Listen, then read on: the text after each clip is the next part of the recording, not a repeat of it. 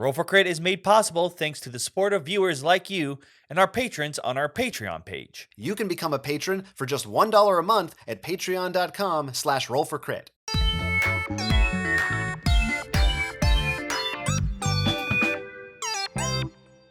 Welcome to this Roll for Crit review of Shaolia, Warring States.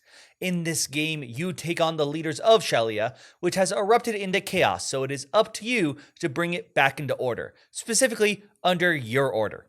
That's right. You're two players in most modes of the game competing against each other, vying for power, as often happens in these types of situations. At the start, you will have 8 gold that you'll be able to spend, as well as usually a couple of secret character cards that we'll talk about how you can play them later on. And players go back and forth, both carrying out one of 3 different phases of each round. So first, you get the option to purchase new things. Primarily, you'll be purchasing level 1 building cards, which you can pay 1 gold for to take 1 face down from the top of the level 1 card deck.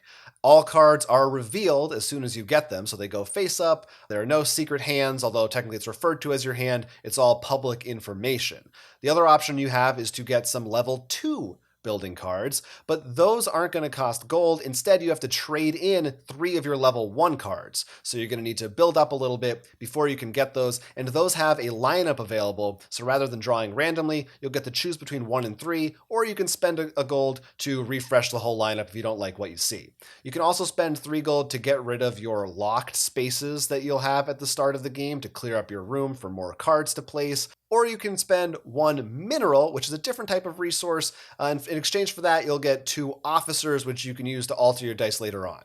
After that, players go back and forth building. So for level 1s, you spend a coin, and you get to place a card somewhere onto your personal board. The level 2 cards will have more complicated costs, more expensive costs. They also might require you to have specific buildings already in place. And then finally, both players carry out their actions. They each have a set of 3 dice. You get to roll all of them, and depending on which numbers you have, you can assign them to numbers on the different cards. Some of those cards might accept any number, some of them will need specific numbers, and if you assign your dice there, you will get to carry out the action indicated.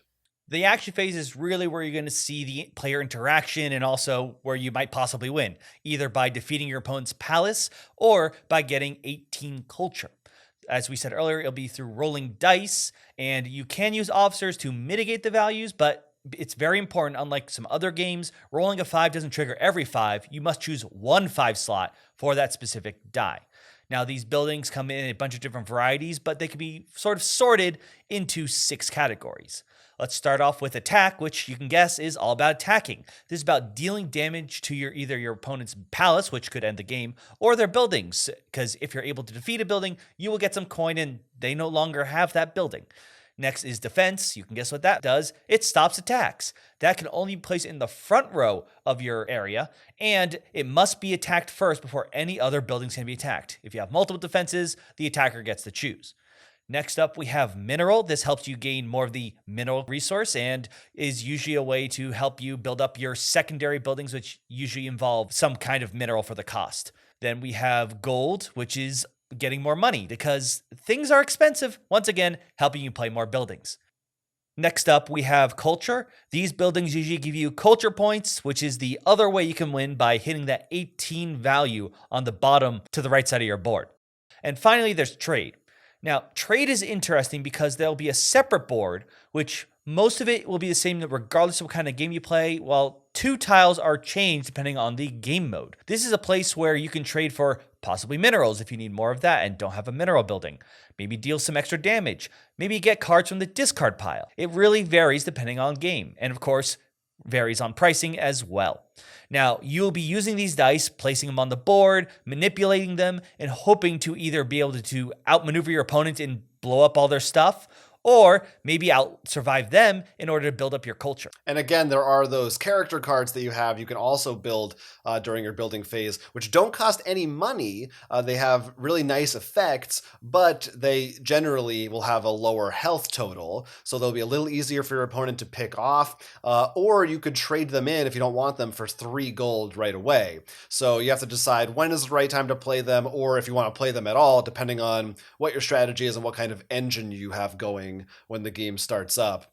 But yeah, there's definitely those two viable paths, like we said, to winning, to getting the culture points, or going after their palace and defeating it. They each have, I believe it's 12 life total. There are other game modes, but that's still the same victory conditions. It usually involves different level 2 buildings. Level 1, I'm pretty sure it's the same no matter what. I can't remember a mode that would change that up. It's usually like there's a mode, for example, if you don't want the open information hands, those are all kept secret. There's another mode for if you want one person versus two or team battles. Mhm. But it mostly is boiled down to different cards used to either kill your opponent or get more culture than them. Yeah, and some of them, like you said, will have different cards mixed in. So maybe one focuses a little more on the culture aspect or not, or just has different ways of acquiring it, for instance. So you can mix it up that way, or you can just go nuts and mix and match different cards as you see fit if you want. But a lot of it comes down to what do you draw at early game, especially, that will determine how your engine is going to be formed, especially because that level 1 deck is face down and you don't know what card you're going to get. So in the beginning, you're kind of just trying to buy a bunch of those cards to see how they are, but you also have to balance that with, well, you also need money to build them too. You can't just buy them all and then they're sitting there doing nothing for you and you have no defense or anything like that. So definitely that early game, I feel like, is really important in determining which direction your engine is going to go. And even if you are like, oh, I want to go for culture this time, the cards might not work out that way, depending on what happens. It really does seem to be a game that's all about who can establish a defensive perimeter with the defensive cards quickly enough to get their engine running. It is very hard to catch up sometimes. If someone was able to get a huge defense, for example, and then get a culture engine going, if they already have 12 culture by the time you break through the defenses, they could probably hit that 18 point, at least in our games, before you can take them out. On the opposite side, if they get some of those strong attack cards really early on, even if you get a A barricade. barricade, thank you, up and running, usually they can blast past that really quickly. So it's all about getting that engine, if you can get that offensive or culture end running faster than your opponent. Yeah, because every card in this game has a health total. It's definitely a double-edged sword depending on which side of the spectrum you're on at any given time in the game. Because what's great about it is you can destroy those cards. So, if someone has a really powerful engine, you're not helpless. You'll have ways, I can remove those cards. I can attack them and get through them. At the same time, sometimes it might feel like as soon as you put something down, like we said, if you don't have a defense out, it can be destroyed really easily if your opponent happened to get some good attack cards. And maybe you'll feel stalled that way. It definitely takes some experience and luck as well to know how and when to play these things. Because there are a lot of times where I was thinking, oh, this is a good card, but I can't play it right now because my opponent's just going to destroy it. So I just have to wait until the right moment. Or maybe, you try to buy a bunch of those smaller cards just so you can cash them in for a level 2. A lot of times they end up, especially late game, they're just fodder for those more advanced cards. And like we said, the deck is face down. And I know for me, that was one of my biggest issues is I wished there was a face-up lineup for those, just like there is for level 2. Which theoretically, we didn't try this out. Like, you could house rule, maybe that works. I assume there's reasons they did it that way. Those cards are meant to be cheap, and maybe the idea of the game is that you're not meant to be able to strategize as much in advance. You're supposed to be thinking on your feet, kind of. But it did a lot of times feel to me like I was really at the mercy of that deck, and just if I wasn't getting the cards I needed, and the other person was, there wasn't much I could do about it. I was hopefully I had some really good characters in hand that maybe could swing it to the other side, but it doesn't always work out that way. It does seem to feel a bit lucky if you got all the infantry and your opponent just is trying to draw and can't find any. I mean, there are dice in this game too, so there is going to be randomness involved. I will say on that front, at least, I didn't really have any problem with the actual dice rolls. I think there's a good spread of numbers on the cards. Plus, with those officers, it's not usually. Plus, you also have, we didn't mention, there are things on your actions on your board that you can always use that will take any die. So you're never Yes. without options, which is nice. Yeah, I think it was just one of those things that, especially for your first few games, be prepared that person's probably going to just sweep the floor with the other. It's going to be more about luck, and you don't know that you're supposed to be going for certain cards yet. And depending on your game mode, certain cards being available, for example, we found the cavalry can just sort of run through everything. Or I think sometimes the other end can happen too, where it almost feels like it's just drawn out, or maybe it's the same thing you're saying. Maybe one person is gonna win, but it's almost a foregone conclusion. But it's like I can't get through their defense, and you just have to just turn by turn, little by little, like watch them keep building while you're struggling to catch up. I think that game in particular was a very long one, was bad on my part because I should have.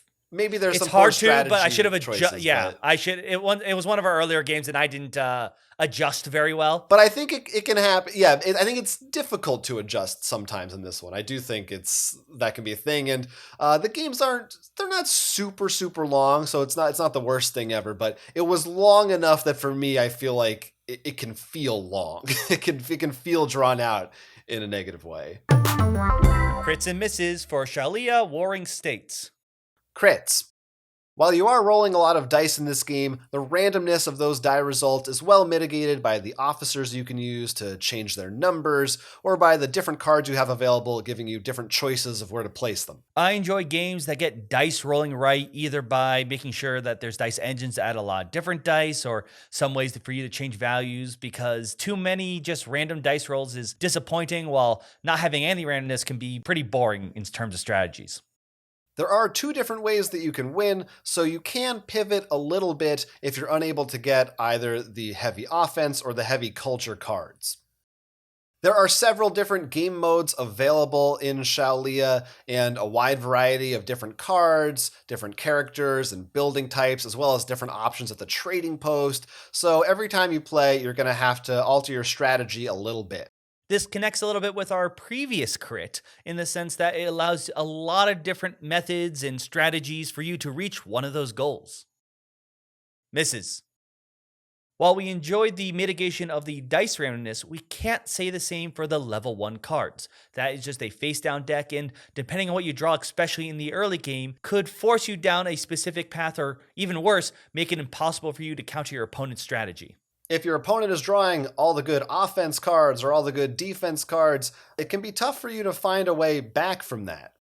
Depending on the cards that show up, games can feel a little drawn out, especially if you're not too good early on pivoting strategies and dealing with your opponent's very well built up defenses. It can happen that both players' defenses are really well built up, so there's not much either player can do to the other side, or that one side has a really great offense and they just keep on taking out the cards the other side is playing, and in either case, it can sometimes feel like the game is being stalled to longer than it should be. Shaolia offers a lot of different game modes with a bunch of weird cards and different interactions, but in the rulebook, they suggest that you play their original Warring State game mode, their sort of basic first one, a few times before you go to the other ones, and I highly recommend you listen to that. There's a sort of learning curve to understand which basic cards you really should go for first, and when's the time to get those level 2 cards, because maybe that card would work well if you're building a certain way, or if your opponent doesn't have a lot of infantry out or something. And once you get that grip, the games don't feel as one-sided. But those first few games, be prepared for maybe a little bit of learning. Before you get your training wheels off, you got to learn a little bit. It definitely rewards more experienced players, which is a good thing. I really love the concept of this game. Of course, it's harkens back to Machi Koro. Yeah, but I think we call the Imperial Settler meets Machi Koro. yeah, it's kind of is that. It has, the dice placement thing of Machi Koro, but with a more aggressive attack side of it. So I feel like you're in a duel with each other, which is cool. I really like that concept, but because of the misses that we mentioned, for me, it did drag the game down a little bit. And while I definitely think playing it more times, some of those things will go away a little bit, they're still kind of present. And so ultimately, I didn't come away in love with the game, but I really like the idea behind it. And they are doing an expansion right now that I think will definitely improve it. I want to point out we're showing off the deluxe edition. Yeah. I do not know off the top of my head. I completely forgot what the regular one is. And I will say that it definitely feels deluxe. Outside the metal coins, I'm just not a metal coin guy. That's more of a personal thing. But I love the meeples. I think they're great, and the art on the cards too, which I assume are constant. Are really nice, and I think some of the art is really cute at times and cool. And I do think it has that variability that, at the very least, it doesn't seem to come up to be like, this is the winning strategy. Always go this. Like, if you feel like that mode's having, like, all right, we're going to do the mode where that card isn't in there, if you really don't like that card. I enjoy make sure there's some variability with not just different cards you can swap out, but rule sets. Like, I like the idea of having the personal trading pose that aren't revealed, and whether you just want to keep a secret hand, more like something akin to Magic or something. And I think if you enjoy two-player games and like to play a bit more aggressively, you will like this a bit more, because this is a game where, yes, you can wall up, but if the aggressive cards don't come out, which is possible but not likely, you're still going to be learning to trade buildings with each other, and you can get it for the culture win, but come on. That palace looks so tempting to destroy. Yeah, the name of the game we found is spending a lot of money early on getting through those level 1 cards, because you just need to you need either offense or defense, or preferably both. And if you're not able to get those and your opponent does, it can be really hard for you. But yes, like you said, I think if you are really into two-player games and you're not afraid to, have to play a few times, get your head around the strategy, and maybe have some swingy games here and there. But if you play enough, I do think the concepts in this one are pretty solid. We are reviewing this right now because right around the time of this video release, they are launching a new Kickstarter for a reprint of Shaolia, as well as a new expansion, which adds some extra stuff. Like, there's now quest objectives you can go for, as well as some noble cards that you have in play, and way more other modes and stuff like that. So I'm hopeful that stuff maybe thrown into the mix would be something that would help stitch up some of the issues that I found with the game. You can let us know if you backed it on the original Kickstarter, and if you had the chance to play it. You can let us know in those comments down below. And what's your favorite card? I'm very curious to see if there's a certain game mode you think is really the one you should aim for, or you think overall you're fine playing any of them that are in the rulebook. Let us know in that comments section. Till next time, I'm Jonathan. I'm Will. This was Roll for Crit. Catch the latest from Roll for Crit by liking and subscribing and supporting us on Patreon. You're not a hidden traitor, are you? Come on, like us.